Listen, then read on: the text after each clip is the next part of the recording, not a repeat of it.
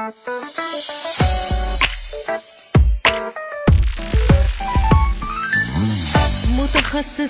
في الطب علشان صحتك بتهمنا، وإن كنت عايز تستفيد احنا المفيد عندنا. كل الحاجات والإرشادات في برنامجنا عيادة مصر، وأي حاجة تحس بيها هيبقى ليها حلول هنا. عيادة مصر على راديو مصر. عيادة مصر على راديو مصر. عيادة مصر مع نسرين عكاشة على 887 FM راديو مصر في كل مصر.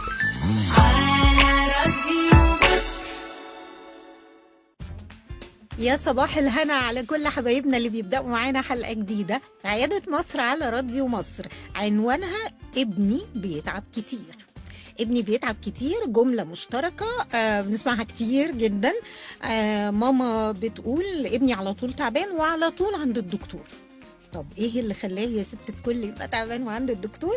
نسأل ضيفنا اللي منور الدنيا دكتور عبد الرحيم لكلوك، استشاري اطفال وحديثي الولادة وعضو الجمعية المصرية للمناعة والحساسية وعضو الجمعية العربية للتغذية في الاطفال. يا دي النور يا دكتور، منور. اهلا بيكي استاذه نسرين. اخبار حضرتك؟ ربنا يكرمك يا رب. اخبار حضرتك ايه؟ كله بخير الحمد لله. دايما منورنا. انا عارفه ان عند حضرتك اجابات على اسئله كتير بخصوص ابني بيتعب كتير وعلى طول عند الدكتور. انا عايز اقول لك انا بحب الطب الاطفال بسبب الجزئيه دي.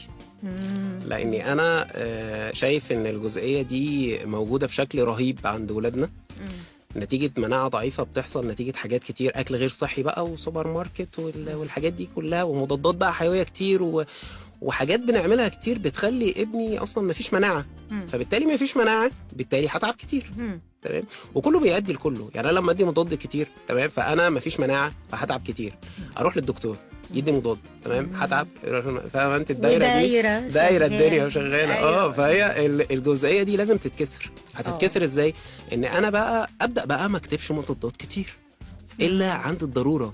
هو انا ما اقدرش على فكره استغنى عن المضاد بس احطه في مكان. يعني ما ينفعش يبقى اللي عند ابني ده شويه نزل برد فيروس وادي مضاد بقى كل ما يتعب. لا، انا اسيب المناعه بتاعه الجسم تتعامل. احنا عندنا كأمهات فكره ان هو الواد لازم يخف امبارح. انت عارفه الحته دي؟ يعني قاعده براقبه كل ساعه لازم الاقي تحسن. وانا في العياده واحده بتكلمني بتقول لي يا دكتور الواد لسه ما خفش. طب انتي كاشفه امتى؟ الاسبوع اللي فات ولا مش؟ تقول انا لسه كنت عندك النهارده. السرعه فاللي هو انا رحت وكشفت ودفعت فلوس. انا مش المفروض دفعت فلوس الكشف المفروض يخف ولا ايه؟ ثوري على طول. فدي جزئيه برضو مش عايزين. لا عادي، في نزلات برد هتاخد لها يومين 3 نستحمل بقى شويه الدفيان اللي بيحصل وشويه الرشح شويه الكحه وسيب المناعه بتاعه الجسم تتعامل. المناعه على فكره بتتدرب. أيوة. هو انا لما بروح الجيم وبعمل عضلات هو انا بدوس على زرار كده اعملي لي عضلات؟ مش لازم انا ادرب العضله عشان تعمل عضلات؟ نفس الفكره، ما المناعه لازم تتدرب. تمام. يعني انا بسايس المناعه برضو لازم يعني وفي جزئيه برضو مكتسبه. في حاجه عايز اقول لك عليها. احنا دايما بنقول سيب الطفل ياكل الشبشب. يعني ايه؟ يعني الحاجات دي بتدي مناعه للطفل، بتقوي فعلا المناعه. ليه؟ لان الجسم عرف ان في ميكروب معين تمام دخل بنسب قليله فكون اجسام مضاده ضده. فبالتالي لما يجي بقى الميكروب الوحش الكبير دخل ففي اجسام مضاده متكونه ضده، فبالنسبه لي هعرف اتعامل، فالجسم يتعامل معاه. لكن انا كل ما يتعب اروح للدكتور يديله كورتيزون ويديله مضاد تمام. فما بقتش المناعه بتتدرب. عارفه المناعه ايه اللي بيحصل وقتها؟ المناعه ايه؟ بتبدا تشتغل. لو هو فيروس تبدا المناعه تشتغل، تبدا تقول ايه؟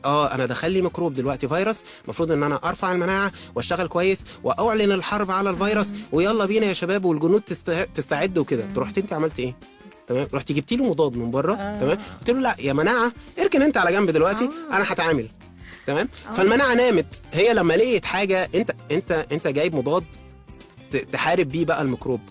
فالمناعه شايفه ان في حد بيجي يعمل شغلها. طب انا هشتغل ليه؟ فهتركن اركن المناعه ركنت مره والثانيه والثالثه والرابعه. خلاص بقى المناعه ايه؟ نامت. نامت. فبالتالي بقى كل دور بيجي آه. المناعه ما بقتش تشتغل، لان هي عارفه ان انت هتجيب حاجه من بره مكانها تشتغل. يا نهار ابيض. فبالتالي ما بقاش في مناعه بقى. وده احنا عشنا سنين على المضاد الحيوي خلصت. اللي ركن المناعه. خلصت. ما هو معنى كده يا دكتور انه انا فعلا كنت لسه هسال حضرتك على الاسباب ايه اللي اصلا بيضعف مناعه ابني، فهي كده المضاد الحيوي من اول الاسباب. من الحاجات ده في حاجات قبلها بقى. ايه بقى؟ عايز اقول لك من اثناء ما الطفل وهو بيبي في بطن مامته، تغذيتك انت اثناء الحمل بتفرق في مناعته. طريقه رضاعتك ليه بتفرق في مناعته. ايه طريقه رضاعتي ليه؟ يعني انت بترضعيه صناعي ولا طبيعي؟ انت عارفه الرضاعه الطبيعي دي فيها يعني عايز اقول لك 300 ماده اجسام مضاده بقى وحاجات زي كده بحيث ترفع المناعه. اللبن الصناعي ده بياخد 10 منهم ويعملوا بيه لبن، تمام؟ ما فيهوش المكونات دي كلها اللي هي هتتعامل بالمناعه. فعمر ما طفل بيكون بيرضع طبيعي هتبقى مناعته زي الطفل اللي بيرضع صناعي. لا ده مهم قوي يا دكتور، وعايزه برضو اسمع من حضرتك اكتر. احنا بس يعني جاء موعد الفاصل الاول زي ما حضرتك اكيد عارف. فهنطلع بس فاصل ونرجع نكمل. يلا بينا. يلا بينا. هنرجع لكم مستمعينا، احنا يا دوب لسه بادئين نقول ايه الاسباب اللي تخلي ابنك مناعته ضعيفه وبيتعب كتير. خليكم معانا بعد الفاصل ومع دكتور عبد الرحيم لكلوك هنكمل الكلام. عيادة مصر مع نسرين عكاشة على 887 FM راديو مصر في كل مصر. عيادة مصر مع نسرين عكاشة على 887 FM راديو مصر في كل مصر. رجعنا لكم مستمعينا وفي عيادة مصر على راديو مصر. النهاردة بنشوف ايه حدوتة كل ام اللي متعذبة وبتقول ابني بيتعب كتير، ابني على طول عند الدكتور. تبين من كلام ضيفنا اللي منورنا انه المناعة يا جماعة. منورنا النهاردة الدكتور عبد الرحيم لكلوك، استشاري اطفال وحديث الولادة وعضو الجمعية المصرية للمناعة والحساسية وعضو الجمعية العربية للتغذية في الاطفال. برحب بحضرتك من جديد يا دكتور، منور. انا مبسوط ان انا معاكي جدا اكتر جدا. تسلم. طيب احنا كنا بنحكي او حضرتك بتحكي لنا عن الاسباب اللي بتضعف المناعه، اكيد في عقل ماما اللي سمعانا دلوقتي في كل بيت. طب انا اعرف منين ايه العلامات اللي تظهر على ابني فاعرف ان مناعته ضعيفه هنا، ان في حاجه عنده؟ وازاي اصلا بعد كده بعد ما نعرف بقى ايه العلامات ازاي اصلا ارفع مناعته دي؟ هو مبدئيا ابنك اللي بيتعب كتير ده تمام يساوي ان مناعته ضعيفه. يعني هتلاقي ابنك عنده نزلات بقى كتير، بيكح كتير، بيرشح كتير، بيسخن كتير، بيطلع من دور ويدخل في دور، ده مناعته ضعيفه. تمام. طفلك الكسول ده اللي خامل، اللي نايم على طول، اللي عنده انيميا، طفل، كل دي حاجات برضو بتديني انطباع عن المناعه. اخبارها ايه؟ قله التركيز عند طفلك، لو تركيزه مش قد كده تمام، ده بيأثر برضو على المناعه. خدي بالك. طفلك اللي عنده تضخم في بالعكس قله التركيز تأثر والمناعة تأثر في التركيز. نفس فكرة الأنيميا هتضعف معاكي المناعة، والمناعة في حد ذاتها تمام برضو بتأدي معاكي لكل الحاجات دي، سواء أنيميا أو تركيز أو حاجات زي كده. الكرات الدم البيضاء اللي موجودة عندنا في جسمنا، والبروبايوتيك والحاجات اللي هي البكتيريا النافعة والحاجات دي كلها لما بتتاخد بترفع معانا المناعة. الطفل لو في تضخم في الغدد الليمفاوية عند الرقبة كده، تقول لك ابني في كور كده في زوره، لو بتظهر كتير ومش بتروح، اعرفي ان مناعته برضو على قدها ضعيفة. فدي حاجات كتير كده بتديني انطباع مناعة طفلك عاملة ايه. طب اعمل ايه بقى وقتها؟ يعني اعمل ايه بقى كمان وانا بغذيه؟ اعمل ايه؟ اتحرك على الدكتور على طول؟ ايه الخطه الشامله زي ما بيقولوا؟ والله بصي، اللي مش بيروح لدكتور كتير بتبقى مناعته حلوه. انا مش عايزك، انا عارف ان الكلام ده الدكاتره هتزعل مني، بس يعني والناس مش هتجيلك كده. يعني ينفع كده يعني. عايز اقول لك انا في عيادتي انا مهتم بالقصه دي، قصه رفع المناعه، وان الطفل ما يجيليش كتير. تمام. الناس حتى تقول لي يا عم ما كده العياده مش هتشتغل. أيوة. ما الطفل لما مش هيجيلك كتير طب على الله يعني. انا بحس يا دكتور انكم في التخصص الاطفال بتبقوا كل همكم الطفل يبقى كويس، مش مهم انا اشتغل عليه، يعني المهم انه الطفل يعني بيصعب عليكم الطفل. والله بصي كفايه ان انت يبقى ضميرك مرتاح. يعني انا لو جالي طفل مش محتاج مضاد وكتبت له مضاد مثلا، وكتبت له بقى كورتيزون عشان اريحك انت، تمام. انت بالنسبه لك عايزاه يخف امبارح زي ما قلنا، تمام. فبالتالي انا عايز اخففه لك بسرعه. ايه اللي بيخفف بسرعه؟ هديله بقى حقن وكورتيزون ومش عارف ايه وكده، هيخف بسرعه وكل حاجه. طب وبعدين ما انت دمرت المناعه. هيفضل يتعب معاكي كل شويه. في الاول بيتعب كل 3 شهور، بعد كده لو مشينا بنفس السيناريو ده هيتعب كل شهرين. مشينا بنفس السيناريو بدا يتعب كل شهر، بقى يتعب كل اسبوعين، بقيتي كل اسبوع عندي. طب وبعدين على المدى الطويل المشكله بتكبر. بالظبط.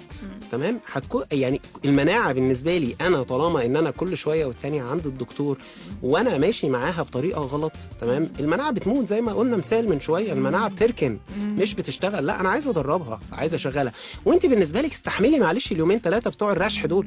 يعني الرشح دول مش اخر الكون. اقول لك حاجه، الكوفيد، الوقت الكورونا، احنا مش ده فيروس؟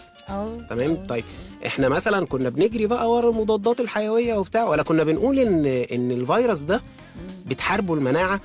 فنبدا بقى ندي بقى حاجات ترفع المناعه. وكنا نلاقي البروتوكول بتاع الكوفيد ايه، يقول لك خد زنك وخد لاكتوفيرين وخد فيتامين سي وخد فيتامين د وخد، يعني بياخد 5 انواع فيتامينات وما بياخدش انتبيوتيك. ده ليه؟ ده فيروس. تمام. انا عارف ان علاجه مش انتبيوتيك، هو علاجه مناعته. فانا لو الكوفيد ده جه على مناعه ضعيفه، المناعه مش قايمه اصلا، هيأثر معاه. ليه في الكوفيد كانت ناس تعدي وناس ما تعديش؟ كانت ناس مش بياخدوا تمام. الجسم نفسه مش مستعد لاستقبال فيروسات زي كده. انا بالنسبه لي مناعتي ضعيفه، فبالتالي انا مش هقاوم اي فيروس يجي لي. لا انا لازم ادرب المناعه، تمام، ان هي كل شويه والتانيه بتشتغل. الميكروبات اللي بتدخل دي هو عارفها، وبالتالي كل شويه والتانيه خلاص انا ما بقاش في حاجه تقدر عليا. المناعه بتاعت جسمي مناعه قويه، بتقدر اي حاجه يلقطها الجسم تحاربها. لكن لما بتنام وافضل انا كل شويه والتانيه اعالج بقى الميكروبات بايدي وما اسيبش المناعه تشتغل، الدنيا نامت خلاص، الدنيا باظت. مهم قوي الكلام ده يا دكتور، واستاذن حضرتك ان احنا نطلع للفاصل ده ونرجع. برضو احنا هنفضل ورا المناعه، مش هنسيبها عشان ما تنامش. هنرجع بعد الفاصل. مستمعينا هنبقى معاكم بعد الفاصل على طول في عياده مصر مع دكتور عبد الرحيم لكلوك. خليكم معانا. عيادة مصر مع نسرين عكاشة على 887 FM راديو مصر في كل مصر. عيادة مصر مع نسرين عكاشة على 887 FM راديو مصر في كل مصر.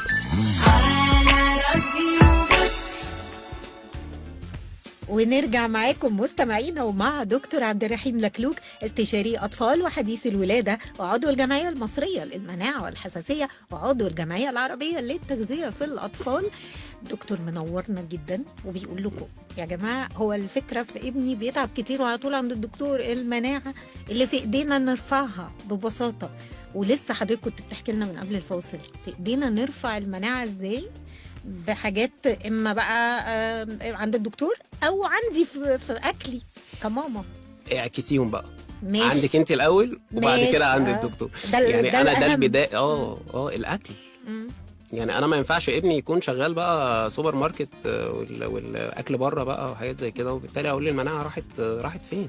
لا انا لازم اكلي يكون اكل صحي. هتقولي لي بقى ايه الاكلات اللي جوه البيت اللي بترفع المناعه؟ يا ستي ما تدوقيش، اكليه بس جوه البيت الاول، تمام، ومنعي السوبر ماركت، وبعد كده نبدا نتكلم في جزئيه ياكل ايه جوه البيت او كده. فاي اكل جوه البيت طالما ما فيهوش سكر كتير، طالما ما فيهوش ملح كتير، طالما ما فيهوش، خدي بالك السم الابيض، عارفه السم الابيض؟ السم الابيض اللي هم 3 حاجات، الدقيق والسكر والملح. ايوه. دول لو حاجات حتى لو جوه البيت تمام، المفروض ان انا ما اديهمش كتير، لان هيأثروا معايا على المناعه بشكل كبير. ارجع شويه كده للطفل اللي لسه مولود، قصه الرضاعه الطبيعي والرضاعه الصناعي. تمام. لا انا لازم ارضع طبيعي. تمام. كل الاجسام المضاده وكل الخلايا وكل ده، في خلايا حيه موجوده في اللبن نفسه. انتوا بتهزروا يا جماعه؟ اللبن الصناعي ده محاكاه، ده بضطر له لما يبقى انت عندك مشكله كبيره بقى ومش عارفه ترضعي طبيعي، بس عندها مشكله ساعات فبالتالي بقى ادخل صناعي ماشي. لكن انا مش من اول يوم ما يتولد اقول ادخل له صناعي، اصل هو هي ما فيهاش لبن، اصل هي بتبدا الغلطه من كده. ايوه. اصل هي ما فيهاش لبن، اصل اللبن بينزل بعد 3 يوم، فاحنا ندخل له بس كده اول يوم لبن، وبعد كده ايه ابقى اشيله بعد 3 ايام، مش هتعرفي تشيليه. ايوه. تمام. هو خلاص هو معدته الصغيره اللي قد الزيتونه دي انت كبرتيها بكميه اللبن الكبير الصناعي اللي دخلتيه، فبقى بعد كده الكميه الكبيره او المعده لما وسعت فبقت عايزه لبن كتير، اه فبقى لبن الام مش مكفيه، فهيبدا بقى يطلب صناعي على طول. فلو بداتي من اول يوم مش هتعرفي تبطلي. وللاسف يا دكتور برضو متهيالي مهم ان انا اقول ده، لانه انا ساعات بسمع كتير بيتكلموا في خطا شائع كده بيتقال مؤخرا، انه ما خلاص ما بقى اللبن الطبيعي بتاعها ضعيف، مش مغذي، فلازم بقى تدخل حاجات تانية وتيتا بقى عارفه الشغل اللي هو الجدات على فكره بيبقى ليهم تاثير كبير في الجزئيه دي. مش كده، الواد بيبكي كتير، تمام رضعيه، وتيجي ترضعه وما يسكتش مثلا، تمام وتقول لك بصي انت لبن، انت ما فيش لبن، ما بيغذوش، انزل يا واد هات لها اللبن هتلاقي لبن الصناعي مش تسال عليها قبل ما تتجوزها. تمام بس كأن المشكله عند الام، وتبدا بقى نفسيا الام تتخيل فعلا ان لبنها قليل، وبالتالي ده بيأثر في كميه اللبن. انت عارفه النفسيه نفسها بتأثر في كميه اللبن. انا لو واهم نفسي ان انا لبني قليل هيبقى لبني قليل. طبعا تمام. وانا لما دخلت لبن صناعي، تمام، انا كده معدل ان هو يمص فيا بقى قليل، وبالتالي المصنع المخ بقى فاهم ان ما بقاش في حد بيمص كتير، فانا هصنع عليه كتير. انا هصنع لما يبقى احس ان في حد عايز لبن كتير، فلما يمص فيك كتير لبن هيزيد اكتر. ولكن لما تدخلي صناعي بالتالي اللبن هيقل، لان هو معدل المص بيقل، فبالتالي المخ تمام فهم ان انا ما فيش حد عايز لبن كتير، فانا مش هصنع كتير، فبالتالي بنمشي في سكه الصناعي. فناخد بالنا من الجزئيه دي. اللبن الطبيعي مهم جدا في موضوع المناعه. قلنا منع السوبر ماركت اساسي، السم الابيض حتى لو جوه البيت، الثلاث حاجات اللي احنا قلناها، تنويع الاكل نفسه. تمام. يعني انا ما ينفعش ان انا اعيش حياتي كلها على مكرونه وبطاطس، لا، ما انا لازم ادخله بروتينات، لازم ادخله نشويات ولحوم بقى وخضار وفاكهه، وادخله لبن، وادخله الحاجات دي كلها، المكسرات والحبوب وكل ده. التنويع ده في حد ذاته بيأثر في المناعه، لان في حاجات فيها فيتامينات وحاجات تانية فيها فيتامينات تاني، فالتنويع ده بيخلي الفيتامينات كلها تبقى بنسب حلوه كلها موجوده. بالظبط. وحضرتك كنت في حلقه سابقه يا دكتور قلت لنا واحنا بنتكلم على انه الابن ياكل، فقلت من قبل ما يتم سنه ادخله. هل الحاجات دي يعني فكره ان انا ادخله من قبل ما يتم السنه كل حاجه او اعوده على كل حاجه، ده بيفرق برضه في مناعته؟ ما هو انا لو ما دخلتهاش قبل سن سنه هو مش هياكلها بعد سن سنه. بمعنى ايه؟ انا بالنسبه لي ما اكلش لحمه قبل سن سنه. بعد سن سنه هو ما دقش طعم اللحمه، فهيبقى بالنسبه له خلاص كده انا ما دقتهاش فمش هاكلها. فلازم ندخل الحاجات قبل سن سنه بشكل. قبل سن سنه ما فيش ملح، ما فيش سكر، ما فيش لبن سائل، لكن ندخل بقى اي حاجه تاني، ما عنديش مشكله. وما ندخلش متاخر، يعني انا من سن 5 شهور 6 شهور انا ببدا ادخل، وفي ناس بتقول لك من الرابع كمان، من بعد تطعيم الرابع ابدا ادخل. فكل دي حاجات بالنسبه لي هتساعدني في جزئيه المناعه. خدي بالك بقى في حاجتين برضو مهمين جدا، العسل. لا طب ايه رايك بقى نحكي حكايته بعد الفاصل؟ يلا بينا. عسل، وفي حاجه كمان هنقولها صح؟ حاجتين ماشي، يلا بينا. يلا سلام. فاصل مستمعينا، هنرجع لكم على طول مع دكتور عبد الرحيم لكلوك. خليكم معانا عشان زي ما انتم شايفين مشوقينكم، وفي كلام مهم في عياده مصر. عياده مصر مع نسرين عكاشه على 887 FM راديو مصر، في كل مصر. عيادة مصر مع نسرين عكاشة على 887 FM راديو مصر، في كل مصر. رجعنا مستمعينا مع دكتور عبد الرحيم لكلوك، استشاري أطفال وحديثي الولادة، وعضو الجمعية المصرية للمناعة والحساسية، وعضو الجمعية العربية للتغذية في الأطفال. منور الدنيا يا دكتور. الله يكرمك، ربنا يخليك. ازاي ارفع المناعة بتاعت ابني عشان ما اقعدش اقول ده بيتعب كتير؟ حضرتك قلت حاجات كتيرة جدا اقدر اعملها كأم، وكنت لسه هتحكي على حاجتين مهمين جدا ممكن نعملهم. ايه هم؟ توقعي. انا اتوقع العسل، يعني عشان قلناه. العسل من الحاجات الجميله في موضوع المناعه. بس هو العسل احنا بيبقى بعد سن سنه، او مؤخرا قالوا بعد سن 9 شهور. ما ينفعش يتاخد قبل كده، بس ما علينا. يعني ممكن تدخلي العسل حتى لو هو مش بياكله اكل، ممكن تدخلي العسل في حاجه هو بيشربها. يعني تستخدميها مكان السكر على فكره. يعني احنا قلنا السم الابيض والسكر وكده، ما تستخدمي العسل مكان السكر. مفيش مشكله ان في الحاجات دي. لا خالص ده بالعكس، ده هيرفع معاكي المناعه. الثوم برضو من الحاجات اللي هترفع المناعه. بس كل اللي احنا قلناه قبل كده ده كوم والحاجه اللي هقولها لك دلوقتي دي كوم تاني. يعني احنا لو عملنا كل اللي فات تمام وما عملناش الحاجه اللي جايه دي تمام يبقى ولا كانك كله عملتي ملوش حاجه. والله. اه ايه ده، شوقتني يا دكتور. الميه الميه أهو. مع انها المفروض اسهل حاجه تيجي على دماغنا. انت متخيله ان هو بالظبط يعني لا بس انت مش متخيله ان هي بتاثر في المناعه بشكل كبير. يعني لا ما مش المناعه عندناش بس، المعلومة بتاثر دي. في جسمك كله بشكل كبير، بتاثر في تركيزك اصلا.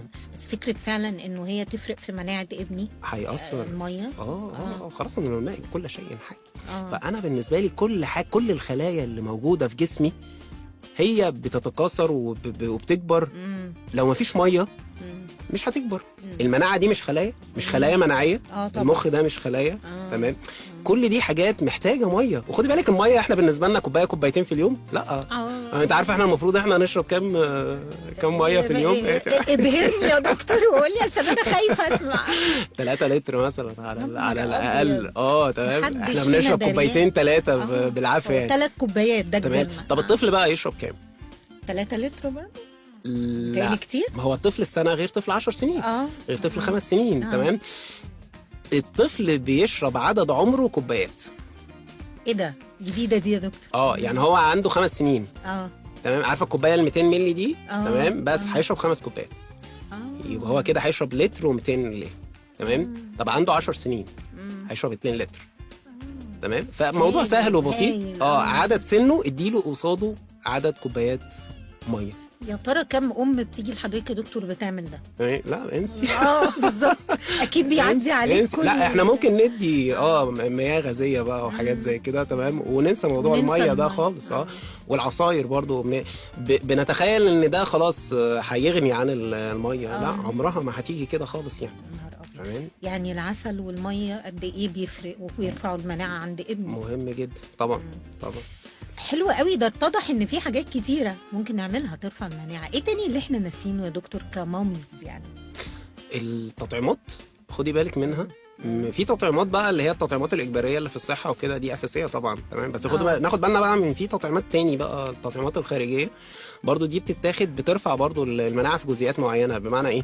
يعني انا عندي تطعيم مثلا وقايه من الالتهاب الرئوي والنزلات الشعبيه والحاجات دي، وعندي تطعيم وقايه من النزلات المعويه، وعندي تطعيم وقايه من الالتهاب الكبدي، وعندي تطعيم يعني فاهمه في 5 6 تطعيمات. تطعيم الانفلونزا اللي هو بينزل قبل الشتاء كل سنه. كل دي حاجات برضو بترفع المناعه. يعني الطفل اللي بياخد تطعيم الانفلونزا قبل الشتاء ده انا عايز اقول لك بنسبه كبيره مش بشوفه خلال الشتاء، ولو كنت بشوفه 5 6 مرات هشوفه مره 2. ده انا عايزه اقول لحضرتك ان مهم جدا ان حضرتك قلت دي يا دكتور، لانه امهات كتيره جدا فاكرين، احنا يا كبار نفسنا فاكرين انه التطعيم بتاع الانفلونزا اللي في قبل الشتاء ده لا ده كتره مضر. يعني بيتقال حاجات شبه كده. فممكن تبقى الام فاكره انه انا اديله تطعيم ده ممكن يضره. لا قبل كل سنه بندخل بنفس الدايلما دي على مصل الانفلونزا. انت عارفه احنا كشعب فتاي جدا. لو ايه انا لازم اطلع بحاجه كده وتلاقي فويسات بقى على الواتس وعلى الجروبات الميمز وبتاع. لو انا بالنسبه لي لا، كل اللي يجي لي يقول لي لا انا مش هديله التطعيم ده، لان في الجروب الفلاني بيقولوا ان التطعيم ده بيتعب جسمه وبيضعف المناعه. ازاي بيضعف المناعه؟ ازاي لما انا بديله حاجه عشان ما يتعبش كتير يبقى انا بضعف المناعه؟ لا انا كأم عملت دراسه في مخي وعرفت. تمام. مش احلى دراسه في الدنيا. فلا مهم التطعيمات مهم جدا جدا. حلوة قوي برضو الكلام ده مهم جدا يا جماعة. هستأذن حضرتك يا دكتور انه نرجع نشوف ايه تاني ممكن اعمله كأم عشان ابني نرفع مناعته بعد الفاصل. يلا بينا. بعد الفاصل هنبقى معاكم مستمعينا، لسه عندنا كلام مهم مع دكتور عبد الرحيم دكلوك. خليكم معانا. عيادة مصر مع نسرين عكاشة على 887 FM راديو مصر في كل مصر. عيادة مصر مع نسرين عكاشة على 887 FM راديو مصر في كل مصر. رجعنا لكم مستمعينا مع دكتور عبد الرحيم دكلوك، استشاري أطفال وحديث الولادة وعضو الجمعية المصرية للمناعة والحساسية وعضو الجمعية العربية للتغذية في الأطفال. وإزاي ترفعي مناعة ابنك عشان ما يتعبش كتير يعني الحقيقه ان احنا قلنا او حضرتك قلت حاجات مهمه قوي قوي يا دكتور، واعتقد ان السؤال او الجمله اللي على ذهن المامز اللي بيسمعونا دلوقتي انه طب ما انا مش هديله فيتامينات ولا ايه عشان ارفع المناعه؟ ياخد طبعا، بس قبل ما تديله فيتامينات من الصيدليه اكل صحي ممكن يغني عن الموضوع ده خالص. ده بالنسبه لنا الجزئيه اللي احنا اتكلمنا عليها. لكن كفيتامينات انت ممكن تدي بقى 5 عناصر اساسيه في الفيتامينز المفروض ان هي تدخل في جسمه وتقلل او تزود معانا المناعه شويه. اولها الحديد والزنك. فاكره برضو ايام الكورونا كان يقول لك اهم حاجه الزنك. ليه؟ لان ليه دور كبير جدا في المناعه. فيتامين سي. كملي انت صح. لا ده هو اخري. لا انا عاجبك. كنا بنسمع ده اصل وقت الكورونا فعلا. بالظبط. الفيتامين سي، الزنك، فيتامين الف وفيتامين د. تمام. بس ال5 حاجات الاساسيه بالنسبه للمناعه. فيتامينات لو مش بناكل كويس في البيت ومحتاجين سبلمنت من بره، انا ممكن ادخله في شكل سبلمنت، مفيش مشكله. فدي جزئيه الفيتامينات مهم جدا ان احنا نهتم بيها. بس اعتقد يا دكتور برضو مامي ترجع للدكتور في الحاجات دي، ما تفضلش على طول تدي، لانه في مامي بتدي على طول كتير. لا مش من نفسك. لا في عناصر المفروض بتبقى عنده موجوده كويسه، انا مش لازم اديله سبلمنت من بره. فليه؟ بس طيب في دلوقتي ماما اللي سامعانا وبتقول انه انا ابني عنده حساسيه. انه بقى حساسيات الكتير بقى اللي بنسمع عنها اليومين دول. بقول لك وعلى طول عنده دوار، على طول تعبان، ادوار ورا بعض. فهو الطفل اللي عنده حساسيه ده هو بيتعب كتير كده وعلى طول عنده الادوار دي علشان مناعته اصلا ضعيفه، ولا هي الحساسيه اللي تعبان؟ هو الحساسيه بيبقى عرضه ان هو يتعب كتير. تمام. وبالتالي انا لازم ان انا ابعده عن المهيجات للحساسيه عشان ما يتعبش كتير. بمعنى ايه؟ يعني هو عنده حساسيه في الصدر مثلا او حساسيه في الانف. هو لما بيقعد في جو فيه تراب او دخان او كده بيتعب كتير. لما بياكل مواد حافظه ده بيهيج الحساسيه. فناخد بالنا الوقايه من الحساسيه هي علاجها. احنا بنعمل ايه بقى؟ تمام. اللي بيتعب كتير، الطفل اللي عنده حساسيه بيتعب كتير، بيروح للدكتور. يروح يمشي بقى في سكه اللي احنا ايه، ادي مضاد حيوي، ادي كورتيزون، ادي حاجات بقى تضعف المناعه. فبالتالي احنا كده هو عنده حساسيه وبقى عنده ضعف مناعه بسبب ان احنا عالجنا الحساسيه غلط. انت عارفه علاج الحساسيه ايه؟ عمرها ما كانت بالطريقه دي. عمر علاج الحساسيه ما كان مضاد. امال ايه؟ علاج الحساسيه بخاخات. تمام. يعني لو حساسيه انف انا لازم احط بخاخ للانف. لو حساسيه صدر في بخاخات للصدر. تمام. فدي بالنسبه لي العلاج الاساسي للحساسيه. عمر الحساسيه ما كان علاجها مضاد حيوي. فاللي بيحصل دايما ان انا كل ما بيجي له دور نازله او الحساسيه بتهيج عنده اديله مضاد فتضعف المناعه، فبالتالي بقى عنده حساسيه وضعف مناعه في نفس الوقت. فضروري موضوع البخاخات ده في ادوار الحساسيه. طب ما هي البخاخات دي هي برضو هكلمك برضو بلسان الام، هي مصدر قلق ليها ساعات. يعني اتعود عليها بقى والحاجات هيقول لك طب هو هيفضل ماشي بالبخاخه؟ ابني هيكبر كده مخدرات بقى. هيروين بقى، اعطيناه هيروين. يعني ماشي بالبخاخه. طب اقول لك حاجه. طب انا لابس نظاره اهو. طيب وانا لابسه نظاره. طيب انا دكتور العيون اللي رحت له مش قال لي انت نظرك ضعيف ومحتاج نظاره؟ طيب لبستها، حصل وانت لبستيها. طيب ما قلتيش ليه انا مش هلبسها لحسن اتعود عليها؟ لاني محتاجاها. حلو قوي. حساسيه الصدر برضو محتاجه البخاخات. لان هو لو ما اخدش البخاخه هيفضل يتعب كتير. انت لو ما لبستيش النضاره هتفضلي تمشي في الشارع تخبطي في العمدان وممكن تعملي حادثه. ولكن البخاخات بالنسبه للصدر زي النضاره بالنسبه للعين فعلا. وخدي بالك بقى، يمكن النضاره اسوأ في حاجه. انا النضاره لابسها على طول وما بشيلهاش خالص. لكن انا حساسيه الصدر دي لو انا عطيت بخاخات فتره معينه، 2-3 مثلا كده في دخله الشتاء او كده، انا بديله وقايه طول السنه. انا مش لازم افضل على البخاخات طول السنه عشان هو يخف. لا انا بديله 2-3 كده مثلا. تمام. حاجه كده تخلي الصدر كده مهيأ ان هو لما يشم شويه تراب او يشم شويه دخان او كده ما يهيكش بقى بسرعه ويتعب كتير. وبالتالي نكمل السنه واحنا حلوين كده. وكأني مش مخدرات. مش مخدرات والله. ما فيش حاجه اسمها يتعود على خلي ابني يدمن يعني خالص. يعني كأني بحميه ومش مستمره طول الوقت في البخاخ، ما فيهاش مشكله. بالظبط. علاج الحساسيه هو العلاج الوقائي. وعلاج وقائي يعني انا اديله علاج عشان ما يتعبش، مش كل ما اسيبه يتعب واعالجه. لا، اديله علاج عشان ما يتعبش. انا اعتقد ان في اسئله كتيره والناس عايزه تسمع من حضرتك اكتر، بس للاسف الوقت خلص يا دكتور. بس حضرتك بجد نورتنا. ربنا يكرمك، تسلم تسلمي. واسعدتني جدا واديتنا معلومات مفيده جدا عن مناعه ولادنا. تسلم. شكرا ليكي، ربنا يبارك فيكي. دايما تسلمي. منورنا. الله يخليكي، شكرا ليكي، سعيد جدا ان انا كنت معاكي. انا ربنا اكتر، يكرمك. واكيد كل اللي بيسمعونا كمان، وان شاء الله انا متاكده ان انتوا تكونوا استفدتوا وتطمنوا بقى على مناعه ولادكم، بس اعملوا اللي قلنا عليه. كان منورنا النهارده الدكتور عبد الرحيم لكلوك، استشاري اطفال وحديث الولاده، وعضو الجمعيه المصريه للمناعه والحساسيه، وعضو الجمعيه العربيه للتغذيه في الاطفال. وقتنا خلص، الى اللقاء في حلقه قادمه.